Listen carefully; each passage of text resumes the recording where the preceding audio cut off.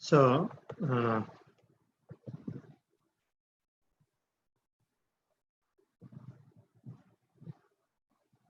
okay, I'll read this from here. At the vast mercy of Sri Chaitanya Mahaprabhu conquers all directions, a flood of transcendental ecstasy will certainly cover the land. When all the sinful, miserable living entities become happy, the Vaishnava's desire is then fulfilled. Although my Guru Maharaj ordered me to accomplish this mission, I am not worthy or fit to do it. I am very fallen and insignificant. Therefore, O Lord, now I am begging for your mercy so that I may become worthy. For you are the wisest and most experienced of all. The poem ends. This is Bengali poem. Today that remembrance of you came to me in a very nice way. Because I have a great longing, I called to you. I am your eternal servant, and therefore I desire your association so much. O Lord Krishna, except for you, there is no means of success. In the same straightforward, factual manner in which he had noted the date, the weather, and his state of wealth, he now described his helpless dependence on his companion, Lord Krishna, and his absorption in the ecstasy of separation from Krishna. He described the relationship between the spiritual master and the disciple, and he praised his own spiritual master, Srimad Bhakti Siddhanta Saraswati, by whose strong desire the holy name of the Lord Gauranga will spread throughout all the countries of the Western world. He plainly stated that his spiritual master had ordered him to accomplish this mission of worldwide Krishna consciousness.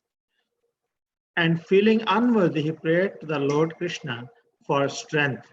The last verses give an unexpected confidential glimpse into Srila Prabhupada's direct relationship with Lord Krishna. Prabhupada called on Krishna as his dear friend and longed for the joy of again wandering the fields of Braja. This memory of Krishna, he wrote, came because of a great desire to serve the Lord. Externally, Srila Prabhupada was experiencing great inconveniences. He had been aboard ship for a month and had suffered heart attacks and repeated seasickness. Moreover, even if he were to recover from these difficulties, his arrival in America would undoubtedly bring many more difficulties. But remembering the desire of his spiritual master, taking strength from his reading of Charitamrita and revealing his mind in his prayer to Lord Krishna, Prabhupada remained confident. Very nice. So Prabhupada is, wrote beautiful prayer to Lord Krishna, and also his separation, his feeling separation. I hope please try to understand this situation. We were desperate to come for opportunity to earn money. No, none of us came with a mission that I will serve and I'm paying. What is Prabhupada's situation? And our situation is different. Prabhupada's situation in one sense is like he has taken the risk of life and death. No money, nothing, he just jumped into the ship, not knowing what is going to happen. Just like Hanuman jumped into Lanka. So without thinking what is going to happen, he'll come back or not. Right? You all know the story of Hanuman. So Prabhupada's situation is like this. He jumped into a ship, America, unknown place, no money, nothing. Hanuman had at least his physical power. However, he's feeling great separation from the Lord and Lord Krishna and his spiritual master and offering heartfelt prayers to them. So this shows that in order for us to be successful, we must take shelter, sincerely, genuinely take shelter of the Lord and pray for their mercy to be success in devotional service. Gaura? After a 35-day journey from Calcutta to Ch.13 reached Boston's Commonwealth Pier at 5:30 a.m. on September 17, 1965.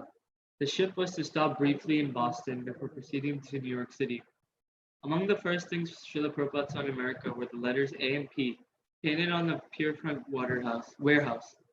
The gray waterfront dawn revealed the ships in the harbor. a conglomeration of lobster stands and drab buildings, and rising in the distance, the Boston skyline. Prabhupada had to pass through U.S. Immigration and Customs in Boston. His visa allowed him a 3-month stay and an official stamp to indicate his expected date of departure. Captain Pandya invited Prabhupada to take a walk into Boston, where the captain intended to do some shopping. They walked across a footbridge into a busy commercial area with old churches, warehouses, office buildings, bars, tawdry bookshops, nightclubs, and restaurants. Prabhupada briefly observed the city, but the most significant thing about his short stay in Boston, aside from the fact that he had now set foot in America, was that at Commonwealth Pier he wrote another Bengali poem entitled Markini Bhagavad Dharma, Teaching Krishna Consciousness in America. Some of the verses he wrote on board the ship that day are as follows. So after 35 days of traveling by ship, they finally reached Boston on September 17, 1965. And they just had to stop by Boston before they were going to New York. And the captain, so Srila Prabhupada had a visa that let him stay for 3 months in America. And the captain and Prabhupada together, they went into Boston to do some shopping, and he wrote another Bengali poem which was entitled Markini Bhagavad Dharma, and which translates into Teaching Krishna Consciousness in America. He was allowed to stay for 3 months. I think he came for 1 month. That's one interesting thing. What else? Markini Bhagavata Dharma is a very, very, very, very beautiful prayer. And I suggest all of you can hear, it's available. This Pandijatri, very beautiful prayer actually. Very, it'll make you cry in your tears. Yes. See appendix for the complete. Yes. My dear Lord Krishna, you are so kind upon this useless soul, but I do not know why you have brought me here. Now you can do whatever you like with me. But I guess you have some business here. Otherwise, why would you bring me to this terrible place? Most of the population here is covered by the material modes of ignorance and passion. Observed in material life, they think themselves very happy and satisfied, and therefore they have no taste for the transcendental message of Vasudeva Krishna. I do not know how they will be able to understand it. But I know that your causeless mercy can make everything possible because you are the most expert mystic. How will they understand the mellow of devotional service? Oh Lord, I am simply praying for your mercy so that I will be able to convince them about your message. All living entities have come under the control of the illusory energy by your will. And therefore, if you like by your will, they can also be released from the clutches of illusion. I wish that you may deliver them. Therefore, if you so desire their deliverance, then only will they able to understand your message. How will I make them understand this message of Krishna consciousness? I am very fortunate, unqualified, and the most fallen. Therefore, I am seeking your benediction so that I can convince them, for I am powerless to do so on my own. Somehow or other, O Lord, you have brought me here to speak about you. Now, my Lord, it is up to you to make me a success or failure, as you like. O spiritual master of all the worlds, I can simply repeat your message. So if you like, you can make my power of speaking suitable for their understanding. Okay. I ask all of you to give one word in this prayer. This is the prayer but Prabhupada wrote while when he arrived in Boston. So I want to what you in a single word, what you see in these prayers. Everybody can share one by one. I want to say is compassion. His compassion for the people is very much. And you? humility. Gaurang is sharing humility. So he's offering this prayer so humble, because he's saying that I cannot do it. Only if you desire, it's going to happen. Anything? Anyone else? Any other qualities you can share from this? He is begging for the mercy of the Supreme Lord. Yeah, begging for the mercy. Very nice. Thank you. Anything else? He knows that everything is working on the Krishna's direction. He's Very not. nice. And I completely understand it's his will. So if your will only, then only people can understand. And what else he's saying? A little overwhelmed, but very optimistic. Overwhelmed? Overwhelmed, but optimistic in terms Yeah. of like how we're going to convince them. Like, I don't know how I'll be able to do this, but I know Krishna, you'll be able to do it. So Right. I have faith on you, but I don't have faith on myself. Right. Very nice. Anything else? We see here a pure devotee's care and concern for humanity. Yes, that's compassion. Very nice. Thank you. It's a very beautiful. I didn't realize that there's a translation here. So at least we got some of the glimpse. We can sing sometimes. Okay. Then who can read? AJ, you can start. O spiritual master of all the worlds, I can simply repeat your message. So if you like, you can make my power of speaking suitable for their understanding. Only by your causeless mercy will my words become pure. I am sure that when this transcendental message penetrates their hearts, they will certainly feel gladdened and thus become liberated from all unhappy conditions of life. O Lord, I am just like a puppet in your hands. So if you have brought me here to dance, then make me dance. Make me dance, O Lord. Make me dance as you like. I have no devotion, nor do I have any knowledge, but I have strong faith in the holy names of Krishna. I have been designated as Bhaktivedanta, and now, if you like, you can fulfill the real purport of Bhaktivedanta. Signed, the most unfortunate, insignificant beggar, A.C. Bhaktivedanta Swami, on board the ship Jaladuta, Commonwealth Pier, Boston, Massachusetts, 18th September 1965. Keep going, or? Yeah. Yeah, keep going. Okay. He was now in America. He was in a major American city, rich with billions, populated with millions, and determined to stay the way it was. Prabhupada saw Boston from the viewpoint of a pure devotee of Krishna. He saw the hellish city life, people dedicated to the illusion of material happiness. All his dedication and training moved him to give these people the transcendental knowledge and saving grace of Krishna consciousness. Yet he was feeling weak, lowly, and unable to help them on his own. He was but an insignificant beggar with no money. He had barely survived the two heart attacks at sea. He spoke a different language. He dressed strangely. Yet he had come to tell people to give up meat eating, illicit sex, intoxication, and gambling, and to teach them to worship Lord Krishna, who to them was a mythical Hindu god. What would he be able to accomplish? One more. Okay. Helplessly, he spoke his heart directly to God. I wish that you may deliver them. I am seeking your benediction so that I can convince them. And for convincing them, he would trust in the power of God's holy names and in the Srimad Bhagavatam. This transcendental sound would clean away desire for material enjoyment from their hearts and awaken loving service to Krishna. On the streets of Boston, Prabhupada was aware of the power of ignorance and passion that dominated the city, but he had faith in the transcendental process. He was tiny, but God was infinite, and God was Krishna, his dear friend. So, yeah, the first part, just again, kind of going, I guess, the rest of that initial letter or that prayer to Krishna, but just showing how much faith he had, and kind of asking for help from Krishna to do his, to complete his mission and to spread Krishna consciousness in America. And then it talks about, just again, kind of like I was saying before, how you can see he's a little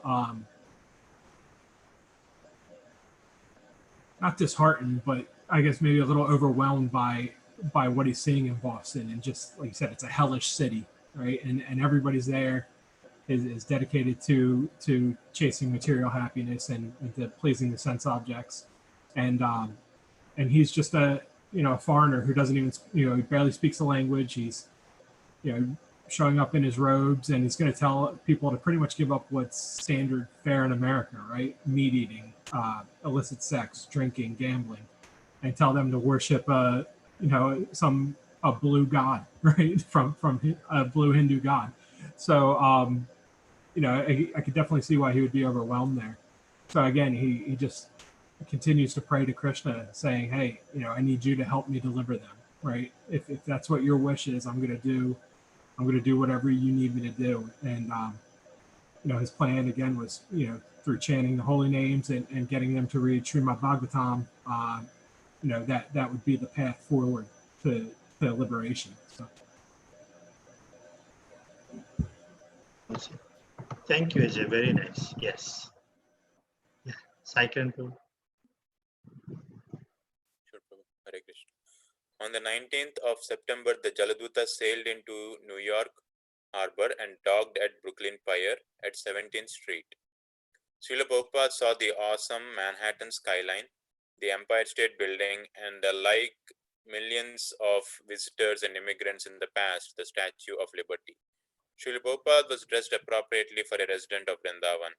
He wore kantimala, neck beads, and a simple cotton dhoti, and he carried japamala, chanting beads, and an old chadar or shawl.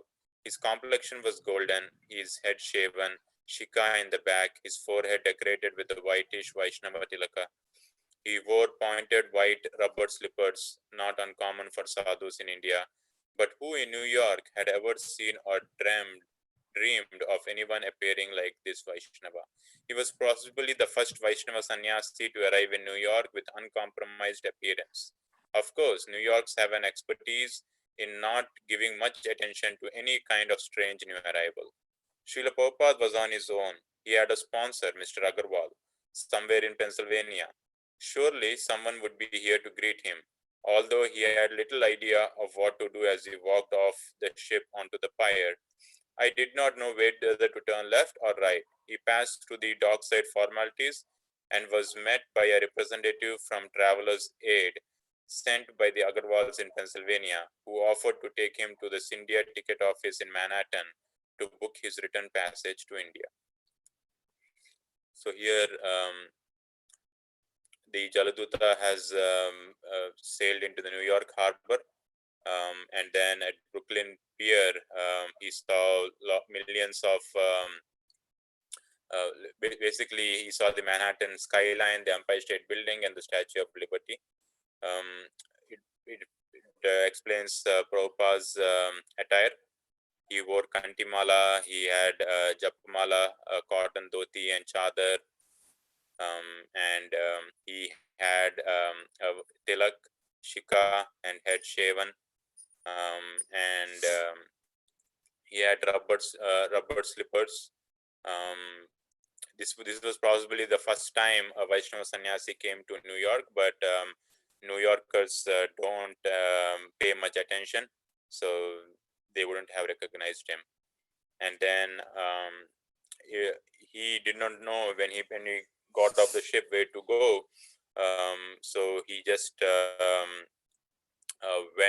he just came out, and there he was met by a representative who was sent by the Agarwals, and who offered to take him to Scindia ticket office in Manhattan to book his return ticket.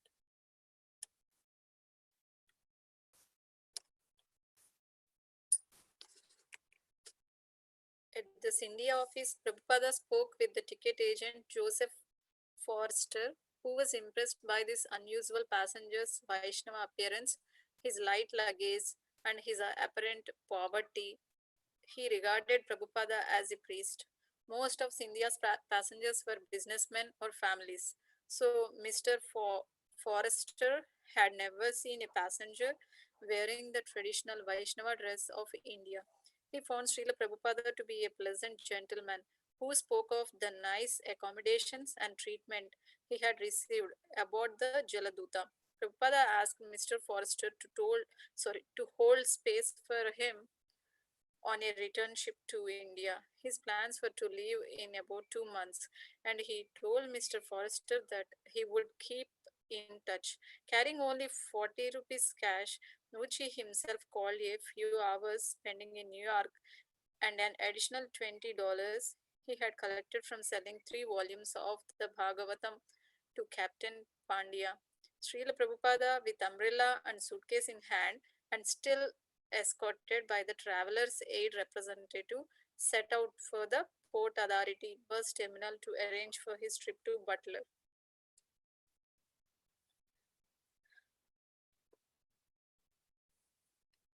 Prabhu, you only summary. Oh, me, huh? Thank you. So now we see, the Lord's mercy has, America has received the blessings of the lotus feet of Lord Srila Prabhupada. Such a miracle, such a auspiciousness to this day can mark. It is very special day on 19th September, right? Yeah, 19th September. Is it 1965, right? 1965 is marks a very special day for America actually. Prabhupada landed, and he did not know, but somehow or other he found that it's Agarwal's. They say later that they didn't expect him actually.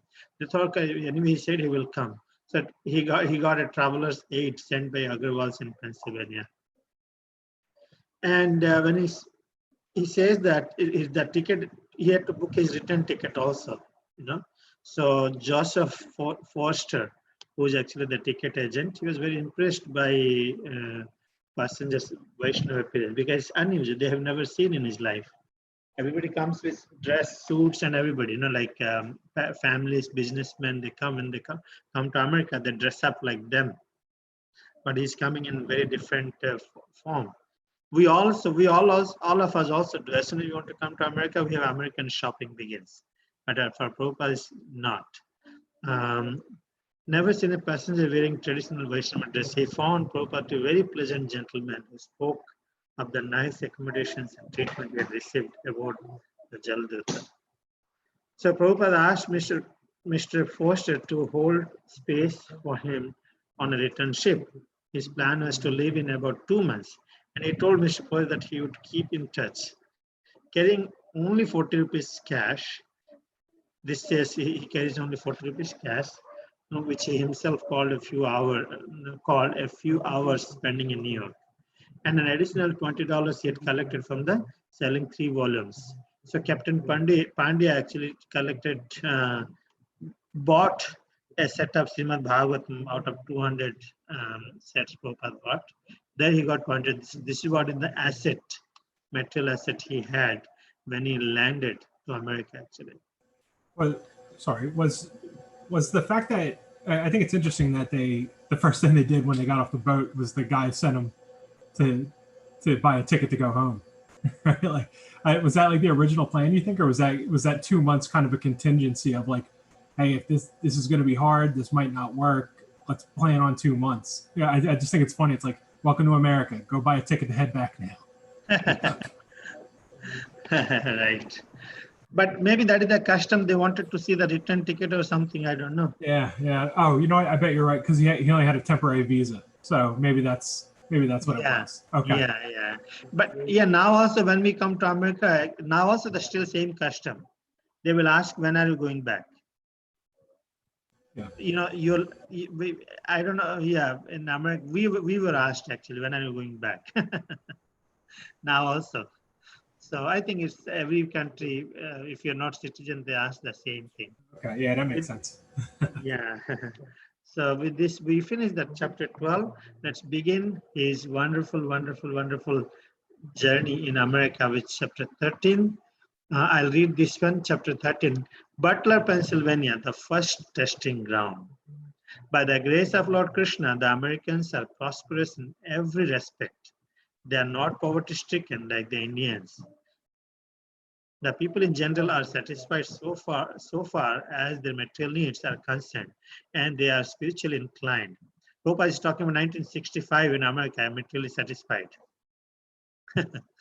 When I was in Butler, Pennsylvania, about 500 miles from New York City, I saw there are many churches and they were attending regularly.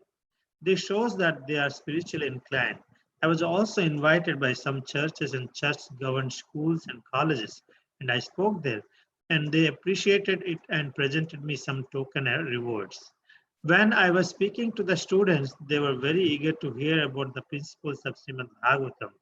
But the clergymen were cautious about allowing students to hear me so patiently. They feared that the students might be converted to Hindu ideas, as is quite natural for any religious sect. But they do not know the devotional service of the Lord Sri Krishna is a common religion for everyone, including even the aborigines and cannibals in the jungle. From a letter to Srimati Maharaj. So Prabhupada writes this in from the letter to Srimati Maharaj. Okay, who is next is going to read? Nipa, you can read.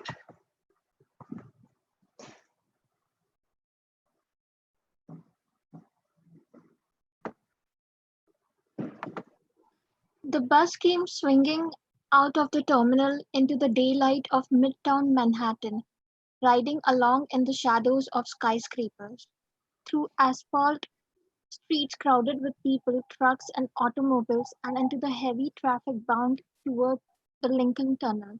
The bus entered the tunnel and emerged on the Jersey side of the Hudson River, continuing down the New Jersey Turnpike past fields of huge oil tanks and sprawling refineries. The Manhattan skyline was on the left, while 3 lanes of traffic sped 16 miles an hour in each direction. Newark Airport came up close by on the right, with jets visible on the ground. Electric power lines spanning aloft between steel towers stretched into the horizon. Srila Prabhupada had never before witnessed anything of such magnitude. He was now seeing for himself that American culture was based on passion for more and more gratification, and it was a scene of madness. For what important business were people rushing to and fro at breakneck speed? He could see their goals advertised on the billboards. Of course, he had many times traveled the road from Delhi to Vrindavana, but it did not have many advertisements. A traveler would see mostly the land, roadside streams, temples, homes, farmers in their fields. Most people went on foot or traveled by ox cart or bicycle. And in Vrindavana, even the ordinary passerbys greeted each other by calling the names of God, Jaya, Radhe, Hare Krishna. Now there were factories outside Delhi, but nothing like this. The cumulative effect did not pack nearly the materialistic punch of these fields of oil tanks, mammoth factories, and billboards along the crowded superhighway. Meat eating, illicit sex, intoxication, and gambling, the very sins Srila Prabhupada had come to preach against, were proudly glamorized on mile after mile of billboards. The signs of promoted liquor and cigarettes, roadside restaurants offered slaughtered cows in the form of steaks and hamburgers, and no matter what the product, it was usually advertised by a lusty looking woman. But Prabhupada had come to teach the opposite, that happiness is not found in the passion for sense gratification, and that only when one comes detached from the mode of passion which leads to sinful acts can one become eligible for the eternal happiness of Krishna consciousness. So here it's describing the streets in the daylight of Manhattan. It describes how Prabhupada, it came to his surprise about the Manhattan skyline, whether it's the traffic or the billboards. And it's kind of, he takes him back to comparing a bit back home in India, where he traveled by road from Delhi to Vrindavana, where there are temples, homes, and farmers.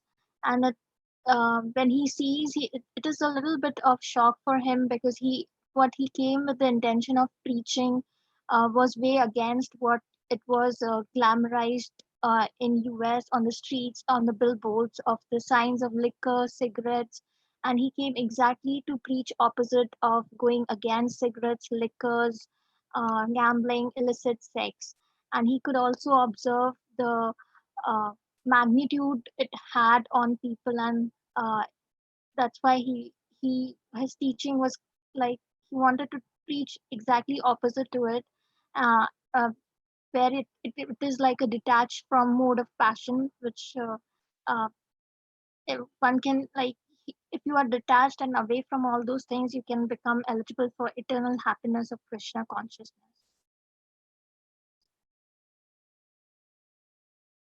Okay, Prabhu. It's interesting, huh? Yes, very interesting because you really see all those things on the billboards and everything, and it's like the whole magnitude of what he wants to preach and what is so much opposite, and to go Yeah, against all those things single-handedly, it's like a huge task. that's amazing. It's like easy to move the mountains, Yes. but not unbelievable task actually. Prasanti? Prabhupada felt compassion. The compassion of a Krishna conscious saint had been explained in an age long ago by Prahlad Maharaja. I see that there are many saintly persons indeed, but they are interested only in their own deliverance, not caring for the big cities and towns. They go to Himalayas or the forests to meditate with vows of silence.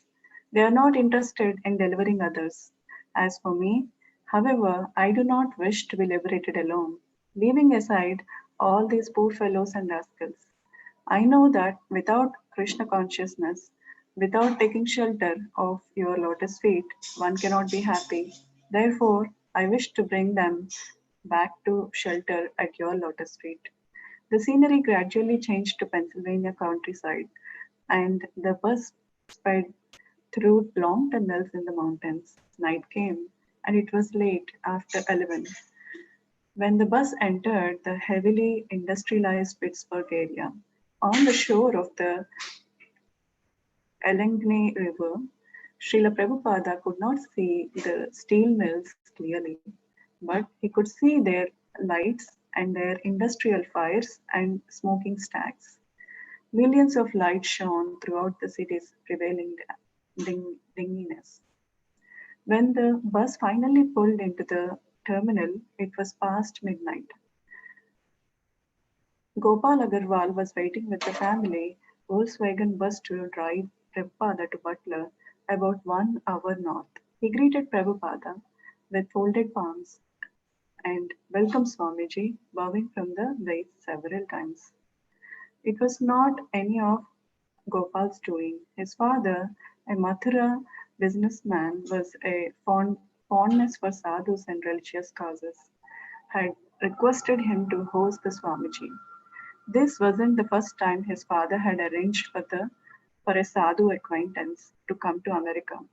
Several times he had sent sponsorship papers for Gopal to sign, and Gopal had obediently done so.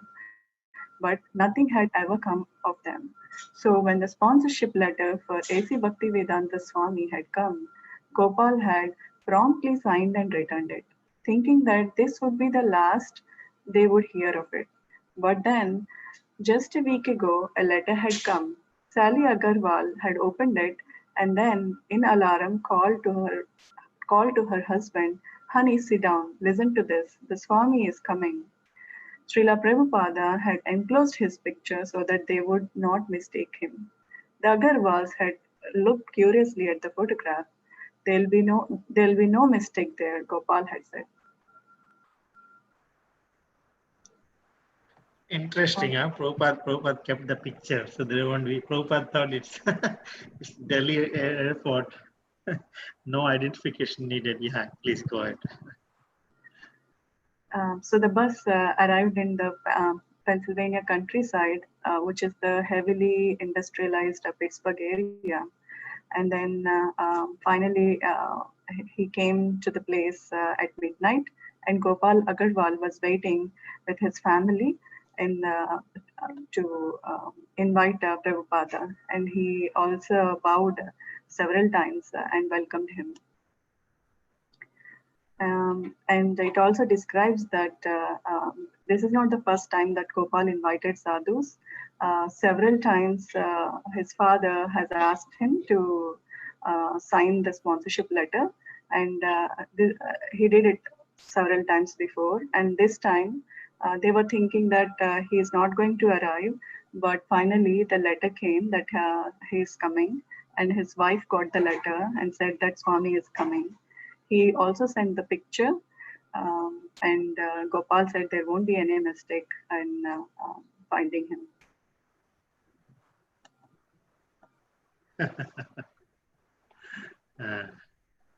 So that's a surprise for them. They just received 5 days back or a week back before he came that he's coming. He's arriving that place. That's, now, who is next? Sridhari or Srikar? The unsuspecting Agarwals were simple American people. According to Sally Agarwal, who had met her Indian husband while he was working as an engineer in Pennsylvania. What would they do with an Indian Swami in their house? Prabhupada was a shock for them, but there was no question of not accepting him. They were bound by the request of Gopal's father. Dutifully, Gopal had purchased Srila Prabhupada's ticket from New York to Pittsburgh and had arranged for the agent from Traveler's Aid to meet him. And dutifully, he had driven tonight to meet him. So it was with a mixture of embarrassment, disbelief, and wonder that Gopal Agarwal helped his guest into the Volkswagen and drove back home to Butler. September 20. Butler, Pennsylvania, home of the Jeep, read a granite plaque in the city park. Butler, famous as the town where the US Army Jeep was invented in 1940, was an industrial city of 20,000, settled amidst the hills of an area rich in oil, coal gas, and limestone. Its industry consisted mainly of factories for plate glass, railroad cars, refrigerators, oil equipment, and rubber goods. 90% of the local laborers were Native Americans. The nominal religion had always been Christian, mostly Protestants with some Catholic, and in later years a few synagogues had appeared. But there was no Hindu community at that time. Gopal Agarwal was the first Indian to move to Butler. As the Volkswagen bus pulled into town, the pre-dawn air was warm and humid. The morning edition of Butler Eagle would soon be going to be newsstand. Red Chinese fire on India. Prime Minister Shastri declares Chinese communists out to dominate world. United Nations Council demand Pakistan and India cease fire in 48 hours. So, showing here it is mentioned that the Agarwals were simple American people. And then, so Sally Agarwal, looks like she's an American lady who met her Indian husband while he was working as an engineer in Pennsylvania. So it was a bit of surprise, like what would an Indian sannyasi, a pure devotee, a Swami would do in their house? It was a little shock for them, but still they agreed everything, and then they were hospitable. And then Mr. Agarwal brought the ticket for Prabhupada from New York and then from Pennsylvania to his home, and everywhere he brought him. He received him very properly because he was bound by the request of his father. So it was kind of, it's mentioned here that it's a mixture of embarrassment, disbelief, and wonder that they helped this guest, Srila Prabhupada. So again, here a description of the Butler town is mentioned. So it's a town where the US Army Jeep was first invented. And then it's also said that it's an industrial city of 20,000 people, and the area is rich in oil, coal, gas, and limestone. And predominantly the religion is Christianity.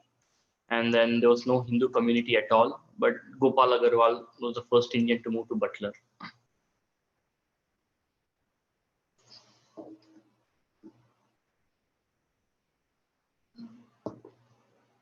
Srila Prabhupada arrived at Agarwal's home, Sterling Apartments, at 4 a.m. and Gopal invited him to sleep on the couch. Their place, a townhouse apartment, consisted of a small living room, a dining room, a kitchenette, 2 upstairs bedrooms, and a bath. Here they lived with their 2 young children. The Agarwals had lived in Butler for a few years now and felt themselves established in a good social circle. Since their apartment had so little space, they decided that it would be better if the Swami took a room at the YMCA and came to visit them during the day. Of course, living space wasn't the real difficulty, it was him. How would he fit into the butler atmosphere? He was their guest, so they would have to explain him to their friends and neighbors. Srila Prabhupada was immediately a curiosity for whoever saw him. In anxiety, Mrs. Agarwal decided that instead of having people speculate about the strange man in orange robes living at their house, it would be better to let them know about him from the newspapers. She explained her plan to Prabhupada, who laughed, understanding that he didn't fit in. Sally hurried off to a Pittsburgh newspaper office, but the interviewer wasn't able to comprehend why this person should make an interesting story. Sally then took him to the local butler Eagle, where his presence was accepted as indeed newsworthy. So at 4 a.m., Prabhupada arrived at Agarwal's home, which is a townhouse apartment. They lived with their two young children. And since Agarwals had lived there for a few years in Butler, they established a good social circle. Uh, and they had a very little space. So they thought that it would be better for Prabhupada to take a room at YMCA and visit during the daytime. And they thought it will be they were thinking how would Prabhupada fit into this butler atmosphere. And since he was their guest, they thought they have to explain him to their friends and neighbors. And whoever in the society saw Prabhupada, they were very curious as to who Prabhupada was. So Mrs. Agarwal thought that instead of people having different thoughts about him, she thought that it is better to introduce Prabhupada from the newspapers, and she explained her plan to Prabhupada. And Prabhupada he laughed because he understood that he didn't fit in that atmosphere. So Mrs. Agarwal first took him to Pittsburgh newspaper office, and their interview was thinking as to how this person would make an interesting story. So then Mrs. Agarwal took him to a local butler Eagle where they accepted his presence as indeed newsworthy.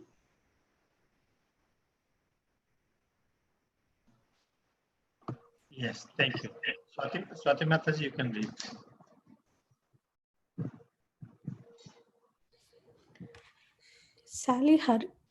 Sally hurried off to the Pittsburgh newspaper office. Yeah, September 22nd. September 22nd, a future article appeared in Butler Eagle.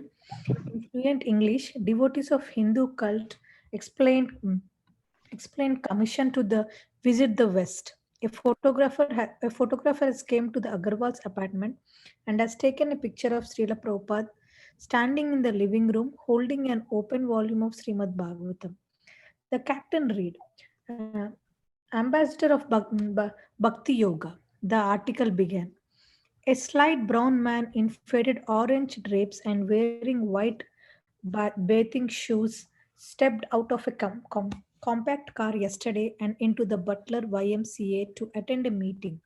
He is A.C. Bhaktivedanta Swami, a messenger from India to the peoples of the West. The articles refers to Srimad Bhagavatam as biblical literature and to Srila Prabhupada as a learned teacher. It continued. My mission is to revive a people's God consciousness, says the Swamiji. God is the father of all the living beings in the thousands of different forms. He explained, human life is a stage of perfection in evaluation. If we miss the message back, we go through the process again. He believes Bhaktivedanta lives as a monk and permits no woman to touch his food. On a 6-week ocean voyage and at the Agarwal apartment in Butler, he prepared his meals in a brass pan with separate levels for steaming rice, vegetables, and making bread at the same time. He is strict vegetarian and he is permitted to drink only milk. The miracle food for babies and old men, he noted. If Americans would go give more attention to their spiritual life, they would be much happier, he says. This is the first preaching opportunity. That's great, Shelly Agarwal. And then a reporter came and took a picture and I think interviewed Prabhupada and also wrote something. That's the way they write it. Wrote and he said he presented as ambassador of Bhakti Yoga, right? Ambassador of standing in a living room, holding an open volume of Srimad Bhagavatam, ambassador of Bhakti Yoga, and he interviewed him. And but one thing he wrote is that devotee of Hindu cult. So that's a weird title. So Prabhupada writes, and how he made steamed rice, vegetable, making bread. Bread, I don't know if that made bread or not. Anyway, if Americans should give more attention to their spiritual life, they would be much happier, he says. So I got Vijayan and Prabhu, please read. The Agarwals had their own opinion as to why Prabhupada had come to America to finance his books and nothing more. They were sure that he was hoping only to meet someone who could help him with the publication of his Srimad Bhagavatam, and that he did not want any followers. At least they hoped he would not do anything to attract attention, and they felt that this was his mentality also. He did not create waves, Sally Agarwal says. He did not want any crowd. He did not want anything. He only wanted to finance his books.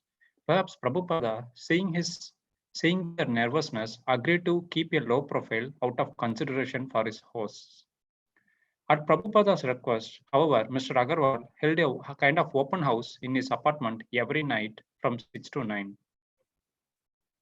Sally, it was quite an intellectual group that we were in, and they were fascinated by him. They hardly knew what to ask him. They did not know enough. This was just like a dream out of a book. Who would expect to meet a Swami in someone's living room in Butler, Pennsylvania? It was just really tremendous.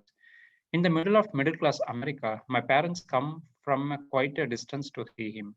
We knew a lot of people in Pittsburgh and they came up. This was a very unusual thing. Having him here, but the real interest shown in him was only as a curiosity.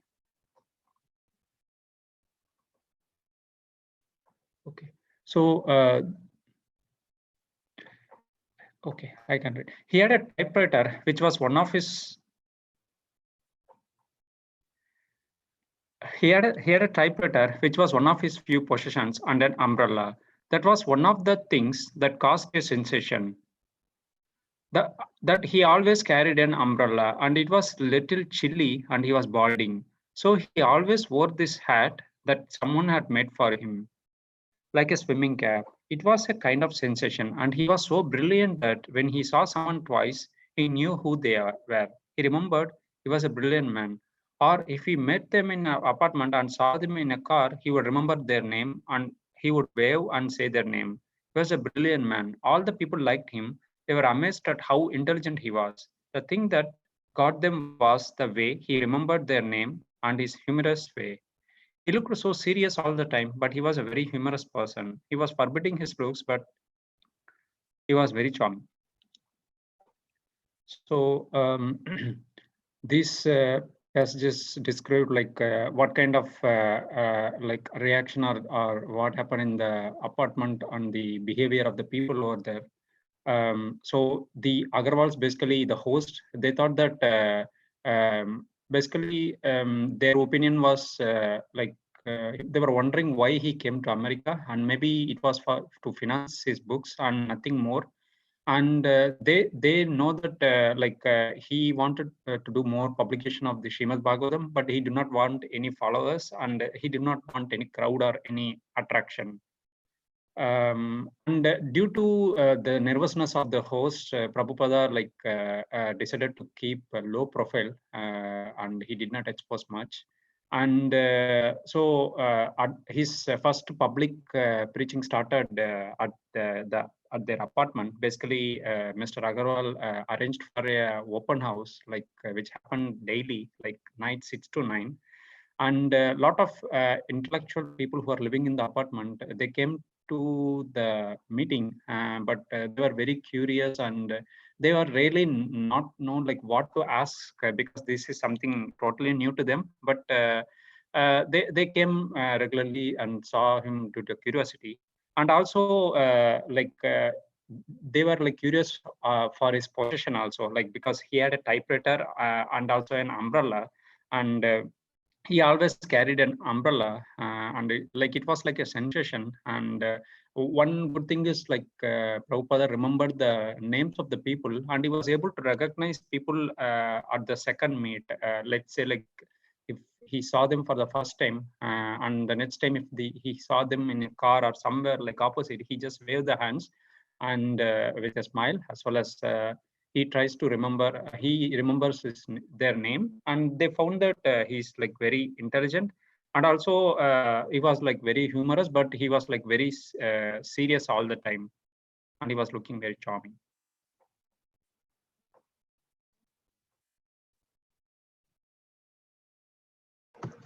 Remembering everyone's name was not easy, but Prabhupada could do, because he's also from English Scottish school, no? So it was not difficult for him. For others, it's kind of foreign. Okay, did I miss anyone to read?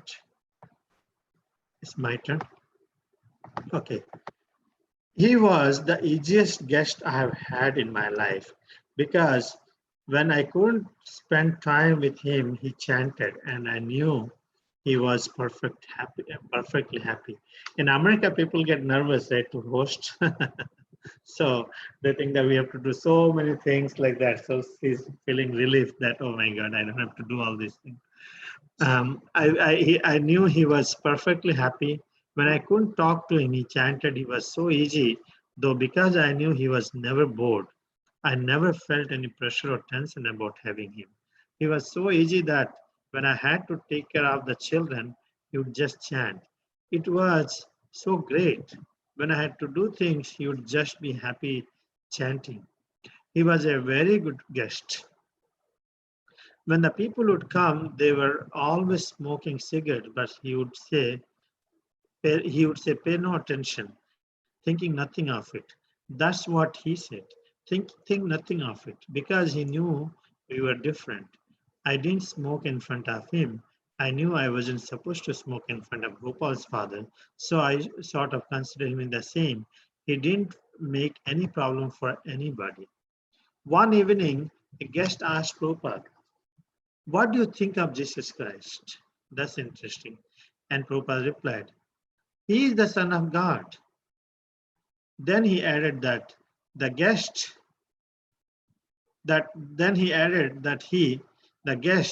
was also Son of God.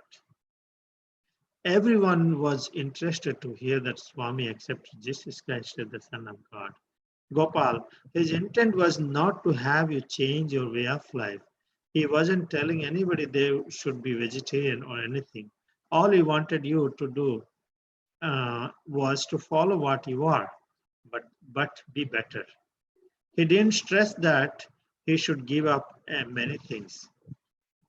Srila Prabhupada followed a regulated daily schedule. Every morning he would walk the 6 or 7 blocks from the YMCA to Sterling Apartments, arriving there about 7. When he had first landed in New York, he had in his luggage a large bundle of dried cereal, similar to rolled oats. This supply was enough for several weeks, and every morning at breakfast he would take some with milk.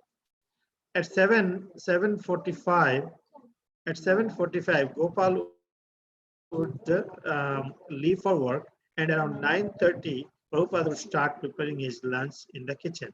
He made his chapatis by hand without even a rolling pin. He worked alone for 2 hours while Mrs. Agarwal did housework and took care of her children. At 11:30, he took prasadam. So here, Mrs. Agarwal, Shaili Agarwal, for her shocking and surprising, and she thought anticipated something, but she found very different. It's very easy to be hosted. He was never demanding. He kept himself busy. He kept himself chanting. Never paid too much of needed too much of attention. Even the people came and smoked different culture. He didn't bother. He said very patiently accepted their culture. So Shelley also followed some protocols in front of Prabhupada. She was smoking, but she never smoked in front of her. So guest tried to see what his opinion about Jesus Christ. He very intelligently answered, Jesus. Actually, Vaishnavas accept Jesus Christ as Son of God, as a devotee, great devotee of the Lord. So that's what impressed. So it is his schedule. He was walk morning at YMCA, several blocks to the apartment. Come here and have breakfast. The cereal he had brought. He would cook lunch. While Shelley would do her household works, and would cook chapati, dal, roti, everything. By 11:45, he takes prasadam. What are you gonna read? When he cooked. Yeah. Sally. When he cooked, he used only one burner. The bottom level pot created the steam. He had the dal on the bottom, and he created the steam to cook many other vegetables. So for about a week, he was cooking this great big lunch, which was ready about 11:30. And Gopal always came home for lunch about 12. I used to serve Gopal a sandwich, and then he would go back to work. But it didn't take me long to realize that the food the Swami was cooking, we'd enjoy too. So he started cooking that noon meal for all of us. Oh, and we enjoyed it so much. Our fun was to show him what we knew of America. He had never seen such things. It was such fun to take him to the supermarket. He loved opening the package of okra or frozen beans, and he didn't even have to clean them and cut them and do all those things. He opened the freezer every day just to choose his items. It was fun to watch him. He sat on the couch while I swept with the vacuum cleaner. He was so interested in that. And we talked for a long time about that. He was so interesting. So every day he'd have this big feast and everything was great fun. We really enjoyed it. I would help him cut the things. He would spice it and we would laugh. He was the most enjoyable man. I really felt like a sort of a daughter to him, even in such a short time. Like he was my father-in-law. He was a friend of my father-in-law. I really felt very close to him. He enjoyed everything. I liked him. I thought he was tremendous. So Sally's explaining her how she felt about Prabhupada, and she said how Prabhupada used to cook dal and sabji and make this lunch, and he would usually eat at 11:30. But after some time, Prabhupada started cooking for all of them, and they really enjoyed that lunch. And Sally's fun was showing what they knew about America, because in America everything was different, and Prabhupada was really surprised about the different things they had, like the frozen packages of okra or frozen beans, that he could just cook them without cutting them or having to clean them. And Sally enjoyed Srila Prabhupada so much that she felt like she was a sort of a daughter to him, and he was a father-in-law to him. Like a friend, he was a friend of a father-in-law to him, but she really enjoyed and felt really close to Srila Prabhupada. Okay. Ajay, you please read.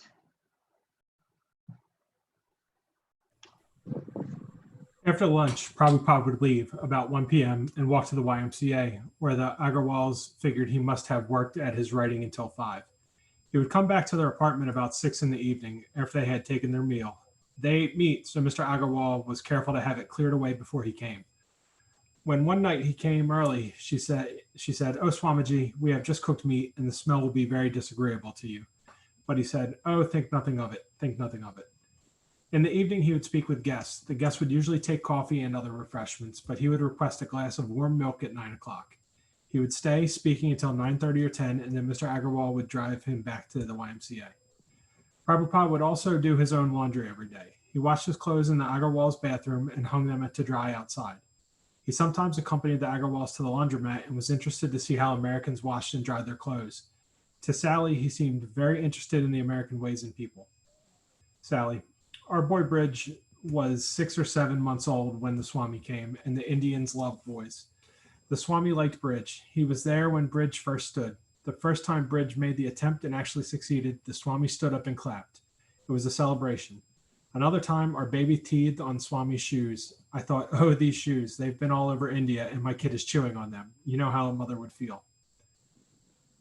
So they're just kind of going through Prabhupada's routine. He would, back and forth from the YMCA, he would eat lunch at their house, and then he would head back to the Y, where he would work on, his writing and his manuscripts, and then he'd head back to their house for dinner and would meet with various visitors and have himself a nice glass of warm milk before, heading back to the Y for the night.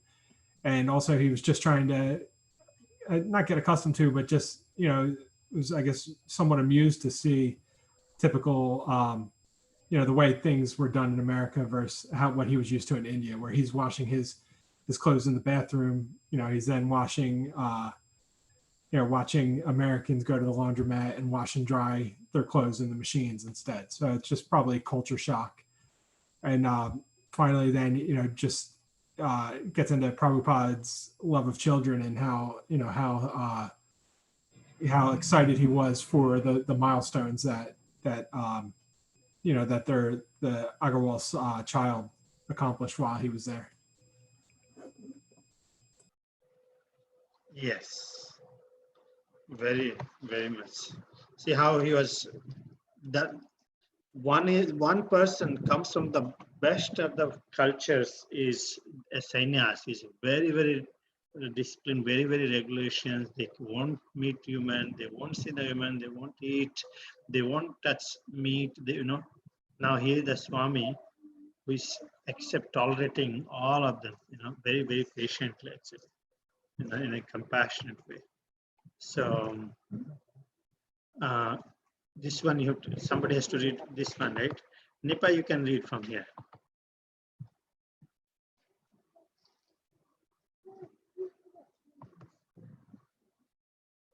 Nipa?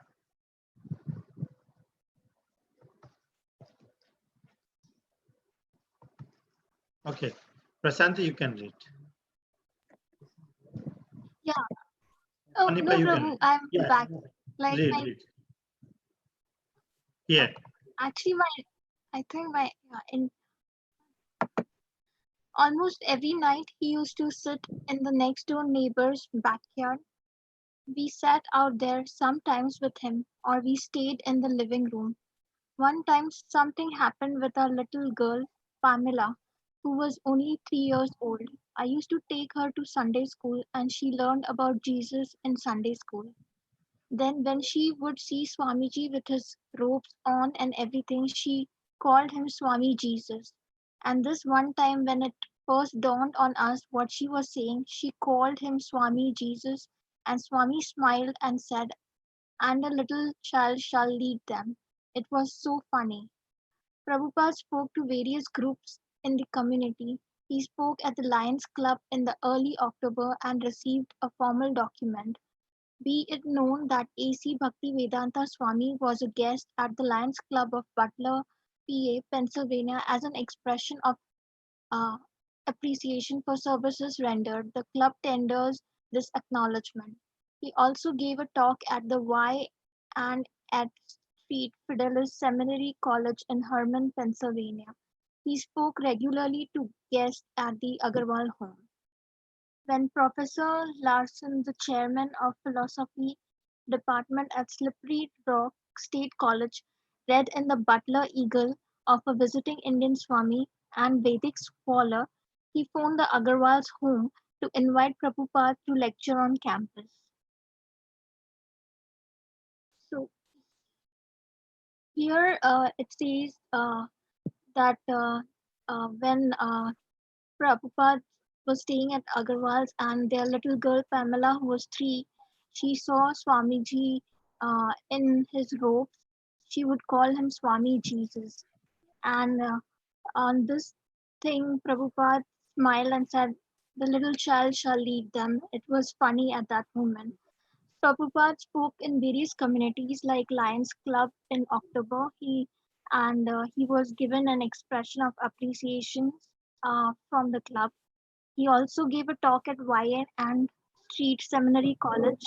He spoke regularly at for the guest at the Agarwal's home. He also, when Professor Larson, he realized he was from the chairman of philosophy department of Slippery Rock State College, realized that Prabhupada was at Agarwal's. He sent an invitations to the Agarwal's to invite Prabhupada for a lecture at his campus. Nice. I think we can stop reading here today. We have few minutes. We'll take quick reflections from today. What is that? We did good today. The chapter is the Butler, Pennsylvania, the first testing ground.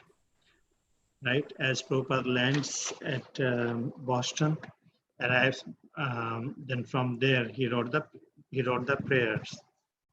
Markine, what is that? Markine, very beautiful prayers and humble offering prayers to Lord Krishna.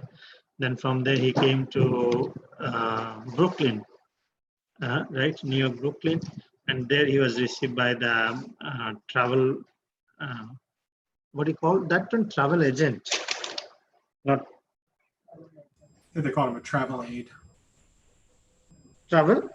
I think a travel aid. I think they said. Aid, yeah, travel aid. And he booked his return ticket, and he saw when he was traveling, he noticed that the things as unusual things for him. He immediately could understand. He's saying to the person, this country is built under the platform of passion, and the result of passion is distress.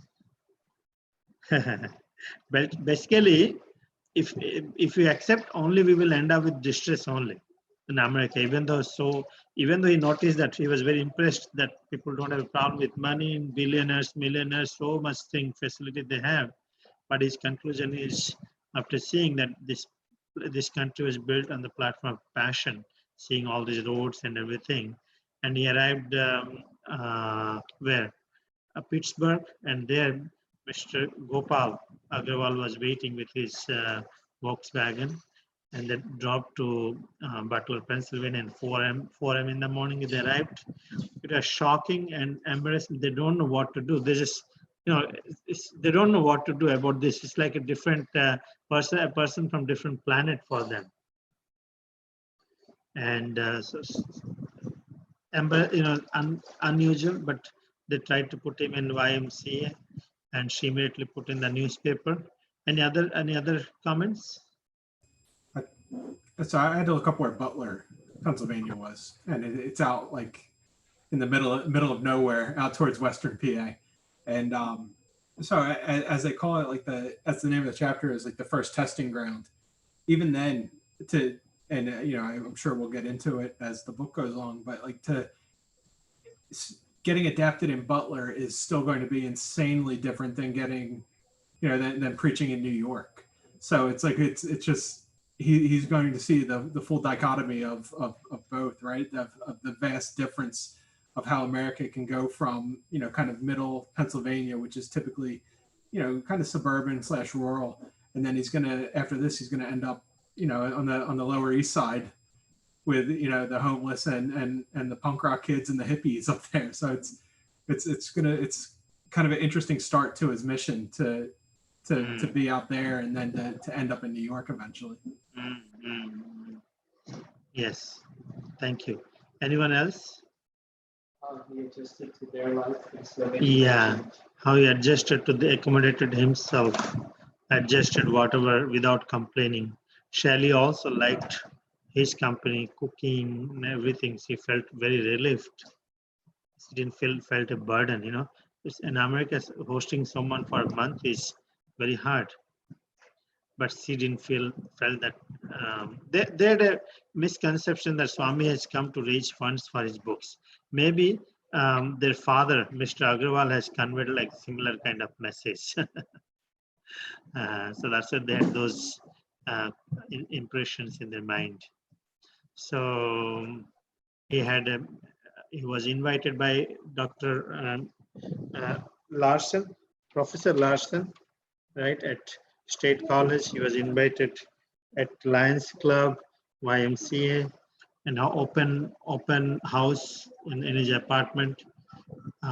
Daily, people liked it. His company is an unknown, never seen. Is to see a person like this.